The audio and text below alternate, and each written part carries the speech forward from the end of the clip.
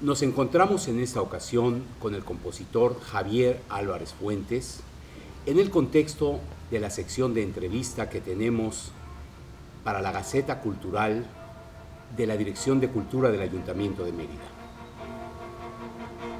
Lo entrevistaremos ahora en ocasión de haber sido galardonado con el Premio Nacional de Ciencias y Artes, pretexto que nos trae a su casa, pero que no haría falta para disfrutar de su hospitalidad y para abordar el interés que tiene su obra.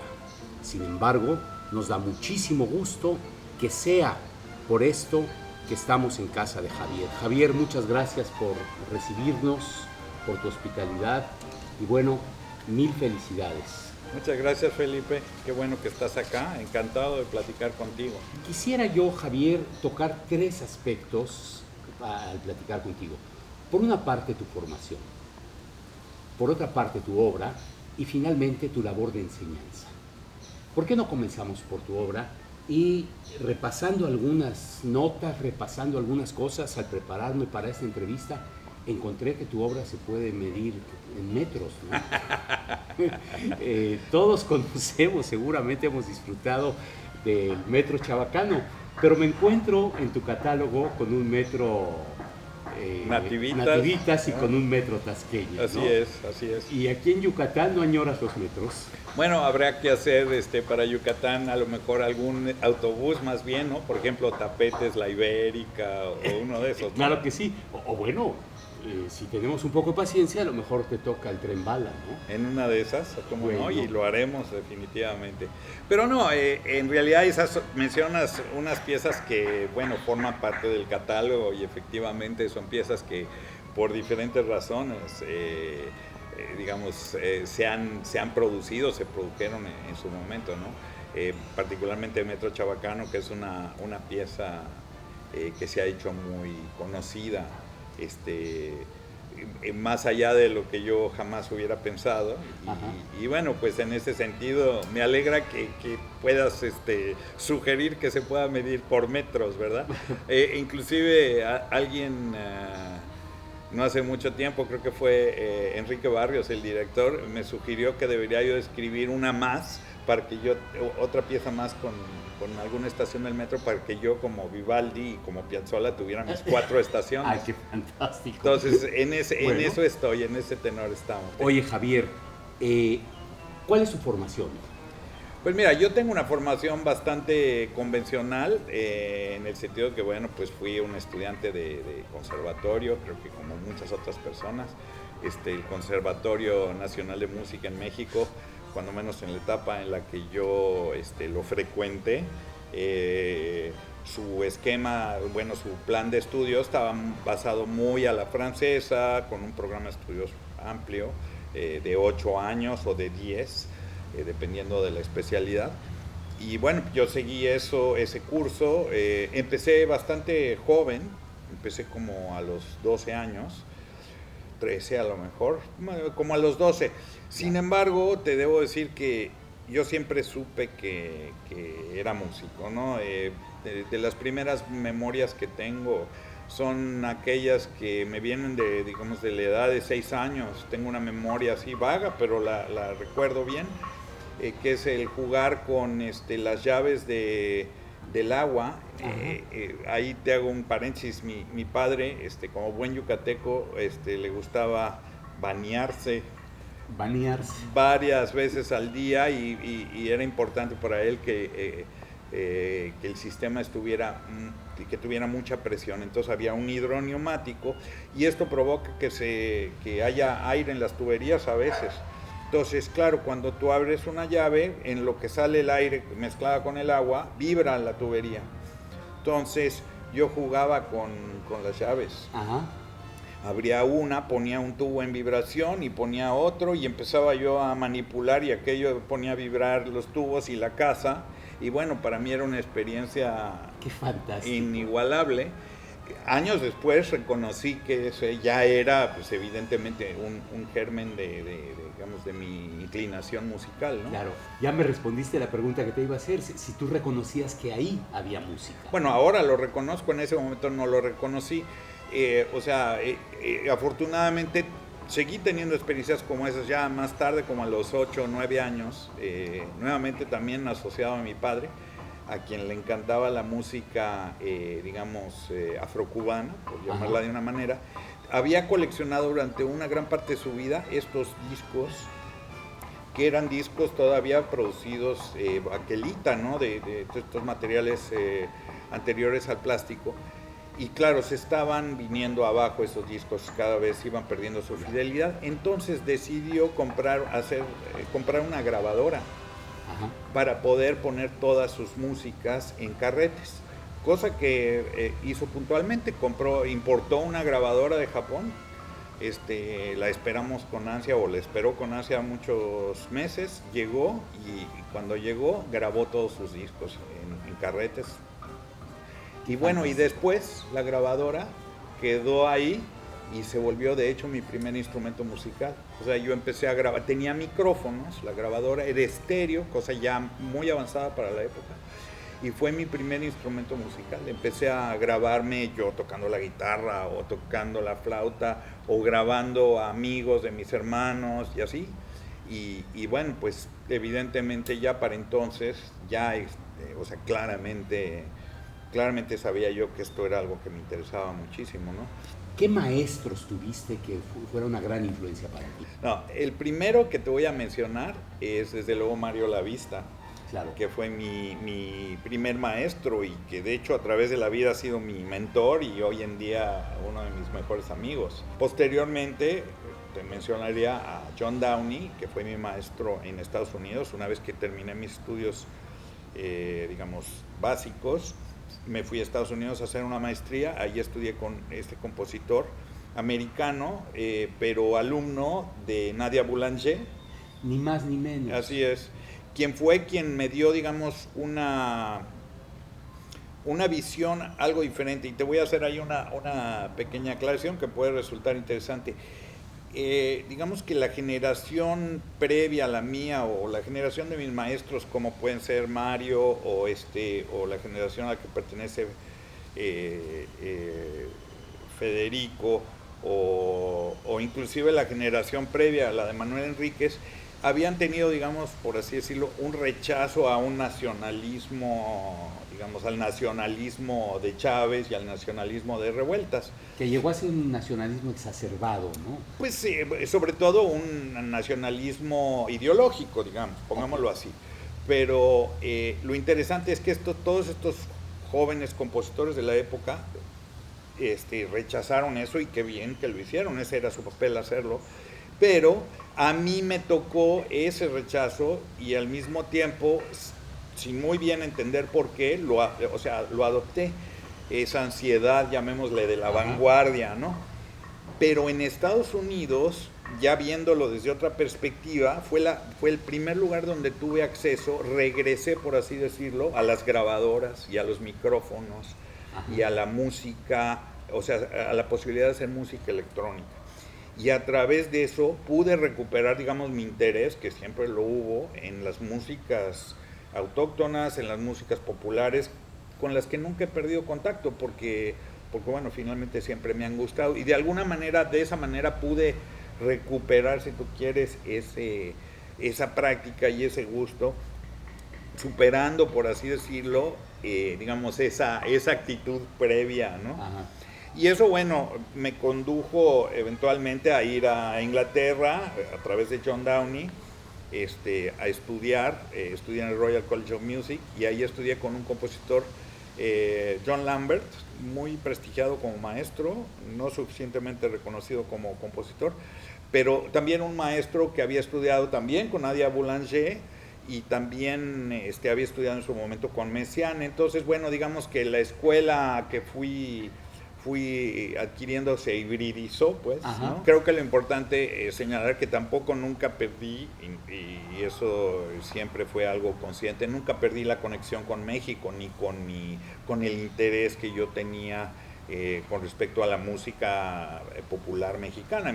Cuando digo popular, me refiero sobre todo a la música, al folclore, o sea, a la música jarocha, a la música yucateca, a los boleros, a los bambucos, todas esas cosas al mambo, desde hay luego. Por ahí entre tu catálogo también una ópera, ¿no? Bueno, hay varios mambos, o sea, de hecho está la ópera Mambo, esta es una obra que escribí entre los 80 y los 90, y luego hay un mambo que le escribí al famoso trombonista Vinko Globokar, a raíz de una historia que me contó, que ya te voy a contar, y desde luego hay también otras piezas. Hay una que se llama Mambo a la Brac, que es una pieza electroacústica que está hecha con pedacitos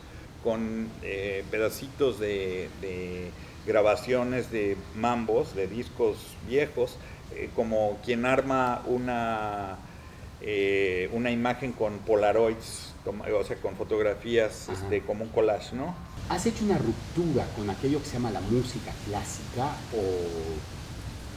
o estás conciliado con los músicos, con los compositores más tradicionales como Bach, Mozart? Totalmente conciliado, claro que sí, totalmente conciliado. Es como si eres escritor y no te interesa Thomas Mann, ¿me entiendes? Sería, por supuesto que yo vivo en otro tiempo y de alguna manera mis preocupaciones o mis inquietudes son de otra naturaleza, ¿no? También, digamos, los signos que representan digamos, la vida de una persona son diferentes para alguien que vive en el siglo XXI que para alguien que vivió en el siglo XIX o el XX. Pero eso no quita que, o sea, los paradigmas de la música y del pensamiento musical, particularmente, digamos, del barroco y de la música, digamos, de finales del XIX a nuestros días, para mí siguen siendo los pilares. Porque, bueno, si piensas que compositores como Mendelssohn, por ejemplo, tuvieron la oportunidad, en el caso de Mendelssohn, de tener una orquesta cuando tenía ni siquiera 8 años en su casa y poder escribir ahí con la orquesta ahí presente, les dictaba la música y entonces en el piano iba él probando, así como quien hoy tiene su Macintosh, él tenía su orquesta, ¿no? Entonces, o sea, la música de Mendelssohn, por ejemplo, por eso suena tan bien, hasta con la peor de las orquestas, suena perfecto, suena muy bien, porque está hecha a prueba de balas. Entonces, por ejemplo, una referencia fundamental es ver cómo están escritas las obras de Mendelssohn, porque ahí te das cuenta de procedimientos que son infalibles, y respectivamente del estilo, digamos, del estilo o de la intención de la música que escribas, ¿no? Hay muchísimas maneras de hacer música. Yo utilizo todas las herramientas que tengo a mi alcance, o sea, desde la flauta o el clarinete, que son instrumentos así muy cercanos a mí, la guitarra, el piano, la computadora, o sea, todo lo que me sirva como herramienta lo uso, ¿no? La cámara, el micrófono, me encanta la grabación, siempre me ha gustado, me encanta grabar, o sea, tengo gran interés por todo lo que sea lo tecnológico, siempre lo he tenido, entonces utilizo todo esto como herramientas. Eso quiere decir que a veces los procedimientos varían, o sea, a veces empiezo por ejemplo, en el caso de una obra mía muy conocida que se llama Temazcal, hay una grabación al final que es la grabación de un son jalisciense. Esa grabación fue con lo que empecé la obra, eso queda al final. Yo compuse esa obra de atrás para adelante. Con eso te quiero decir que yo por lo general sé lo que estoy buscando. O sea, no experimento para ver qué encuentro, sino yo más bien busco lo que estoy, es decir, me lanzo a la búsqueda de algo que ya sé qué es, ¿ok? O sea, ya tengo la idea de qué es lo que estoy buscando. Lo que no sé hacer, por lo general al principio del proyecto, es cómo llegar ahí. Entonces eso es el proceso de la composición. No es empiezo y a ver qué encuentro. Que son dos actitudes, si tú quieres, muy diferentes, ¿no? Una representa, volviendo a lo que dije antes, un poco esta ansiedad, el vanguardismo de experimentar para ver qué resulta. Y para mí eso ya no resulta tan interesante. Para mí es mucho más interesante decir, tengo una idea y ahora voy a encontrar una manera súper interesante de llegar a esta idea y de realizarla, ¿no? Háblanos un poco de tu tarea como Bueno, mira, maestro. mi interés en enseñar nunca ha sido muy grande. A mí lo que me interesa es aprender. Ajá. Entonces, ¿por qué? Porque, o sea, yo empecé como maestro, llamémoslo así, a muy temprana edad. A los 16 años tuve mi primera experiencia como maestro enseñando a niños más chiquitos que yo en el Museo de Ciencias y Arte, allí en Ciudad Universitaria, que dirigía en aquella época una tía mía, y que me dio la oportunidad de los sábados hacer un pequeño taller para los hijos de los visitantes. Entonces armaba yo un taller para niños. Desde entonces tengo el interés, pero en mi casa, en casa de mis padres, siempre hubo una vocación magisterial, ¿no? O sea, mi padre fue maestro, mi mamá fue maestra, mis hermanos todos han sido maestros, o sea, todos hemos sido maestros en mi casa. Entonces eso ya en sí era una cosa positiva. Ser maestro ya en mi formación, digamos, ética, ya era algo que iba en la buena dirección, ¿no? El empoderamiento de alguien, una vez que tiene las herramientas teóricas y técnicas para realizar una actividad, potencializan a las personas de manera extraordinaria. O sea, es la cosa más emocionante que te puedas imaginar. Posteriormente tuvimos la oportunidad ya de hacer este proyecto que tú mencionabas en tu pregunta de la Escuela Superior de Artes de Yucatán, y ahí me planteé pues la problemática de estudiantes de Yucatán con sus características. Vine con mi conexión yucateca, vine durante toda mi vida, o sea que tenía una idea de las limitantes, pero también de las potencialidades. Diseñamos ese programa, nuevamente tuve la oportunidad de ejecutarlo como director y como maestro de la recién fundada Escuela Superior de Artes de Yucatán. Y bueno, posteriormente fui ya rector del Conservatorio de las Rosas, donde ya ocupé, digamos, otro tipo de papel, pero sin embargo siempre unido a la cuestión de la enseñanza, pero sobre todo de fomentar el aprendizaje, ¿no? De lograr que las personas que asistan o que sean miembros de una comunidad aprendan, que tomen, aprender es tomar, ¿no? Que tomen en sus manos las cosas, ¿no? Y finalmente, Javier, ya como colofón de esta entrevista, ¿qué se siente haber recibido el Premio Nacional de Ciencias y Artes? Yo me siento muy honrado por haberlo recibido por varias razones. Uno, porque que un jurado haya considerado que yo lo merecía, ya me resulta muy halagador, porque yo nunca he hecho nada para ganarme la aprobación ni el premio de nadie. O sea, en mi casa, como te dije, veníamos de una familia de maestros y bueno, pues siempre la idea de transferir o digamos, de dar era algo importante. Entonces, pero pues el recibir no era tan importante en la medida ¿no? En esa medida. Entonces, me siento muy halagado por el premio, evidentemente. Otra cosa que me halaga y que es que pues yo soy el más joven de los galardonados, no sé si el más joven de todos los galardonados a través del tiempo, pero no debo estar lejos. Y digo, joven es relativo porque bueno, como decía Hugo Gutiérrez Vega en una entrevista que le hicieron recientemente en la FIL, decía que bueno, pues ya para él este premio ya no era un estímulo, porque ya para él los estímulos tendrían que ser eléctricos, ¿no? Sí, bueno, con su maravillosa ocurrencia. Para mí, efectivamente, a mi edad, 57, pues sí es un gran estímulo, porque pues todavía tengo energía y muchas ganas de hacer cosas y muchas ideas, y bueno, esto me dará la oportunidad de llevarlas a cabo, espero. Muchas gracias, Javier, por tu hospitalidad, y esperamos que ustedes, nuestro auditorio de la Gaceta Cultural Digital de la Dirección de Cultura del Ayuntamiento, hayan disfrutado tanto como yo disfruté esta entrevista. Muchas gracias y nos vemos en el siguiente número.